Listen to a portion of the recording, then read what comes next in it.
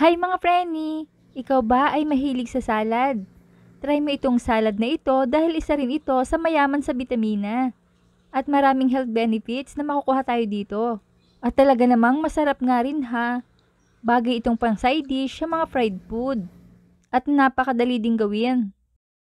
At bumili nga ako nitong seaweed at sea grapes or green caviar o lato naman sa Tagalog. Ibinabad ko muna ito sa ref overnight with cold water. At ito namang seaweed ay hinugasan ko ring mabuti para matanggal ang nakadikit na alat nito. Sa kaserola ay maglagay ng tubig, yung lulubog talagang seaweed. Pakuluan ito at kapag kumukulo na ay ilagay ang seaweeds. Kinakat ko lang para mas lumiit ito at lumubog ng husto. Tapos lutuin lang ng konting minuto hanggang sa lumambot. Ayan, napuputol na nga. Okay na to. Remove natin from heat and set aside. Pagkatapos ay magluluto muna ako ng best partner nito ang fish na talaga namang mapaparami talaga ang kain mo nito. At para sa kompletong listahan ng mga sangkap ay panoorin ng video hanggang dulo. Ayan at luto na ang ating fish, hanguin na. Gawin na natin itong salad. Lumambig na rin ito. Ikat pa natin yung bite size lang talaga para tuloy-tuloy ang kain. Ganda ng color no, ayan okay na to. Ganito naman ang gawin natin dito sa caviar o sea grapes. Banlawang mabuti at i-drain. Hindi kailangan lutuin pa ito dahil pwede na itong kainin ng diretsyo. Hihiwain muna natin ang mga sibuyas. Mas magandang maraming sibuyas kasi mas masarap. Sunod natin ang luya.